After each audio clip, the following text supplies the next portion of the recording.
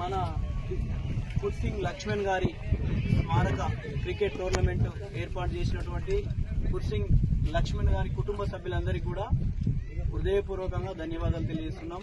అదేవిధంగా ఈ ప్రోగ్రాంకి వచ్చినటువంటి మన గ్రామ పెద్దలందరికీ హృదయపూర్వక ధన్యవాదాలు తెలియజేస్తూ, పిల్లలకు తప్పకుండా చదువుతో పాటు ఆటలు కూడా చాలా ఇంపార్టెంట్ కాబట్టి మీరంతా ఈ ఆటలతో పాటు చదువు కూడా ప్రియారిటీ ఇచ్చి ఖచ్చితంగా ఉన్నత చదువులు చదవాలి. ఒక ఆటలే మనకి ఇంపార్టెంట్ కాదు, చదువుతో పాటు ఆటలు మానసిక ఉల్లాసానికి మాత్రం ఇది దోహదపడతాయి, మంచిగా పనిచేస్తాయి.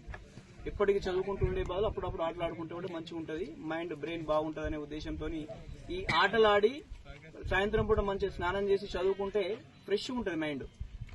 ఎప్పటికి ఇంటనే కూర్చొని ఉండకుండా మానసిక ఉల్లాసానికి ఆటలు అనేది చాలా మంచిగా దోహదపడతాయి. కాబట్టి శంకర్ అన్న ఇక్కడికి రమ్మని చెప్పిండు. అంటే ఇక్కడ మరి ఇంత పెద్ద టీంలు ఉంటాయా అనుకున్నా కానీ గుండగూడెం ఎస్టీ ఏరియా అయినప్పటికీ కూడా ఇంత మంచి స్పోర్టివ్గా తీసుకొని ఇంత మంచిగా ఆడిండ్రు. నిన్న నేను వచ్చిన పోచంపల్లి టీమే గెలిచింది, ఈ రోజు నేను వచ్చిన పోచంపల్లి టీమే గెలిచింది. పోచంపల్లి టీమే మేము ఇక్కడ నేనేమనుకున్నా అంటే ఇక్కడ మేము డిస్కస్ చేసుకుంటాం పెద్దలందరం, కంపల్సరీ బోయపల్లి టీం గెలుస్తుంది కావచ్చు, కొంచెం ఫిట్గా ఉంటారు, ప్రాక్టీస్ ఎక్కువ చేస్తారు, సిటీకి దగ్గర ఉన్నారు అని చెప్పి మనలతో డిస్కస్ చేస్తాను శ్రీరామసాలతో.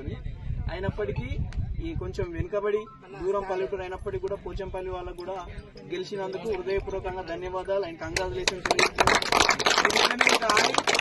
ముందు ముందు మంచి స్థాయిలో ఉండాలని చెప్పి మంచి రాష్ట్ర పోచంపల్లి అండ్ లింగదర్గూడెం టీంకు కంగ్రాచులేషన్ అండ్ హృదయపూర్వక ధన్యవాదాలు తెలియజేస్తున్నా.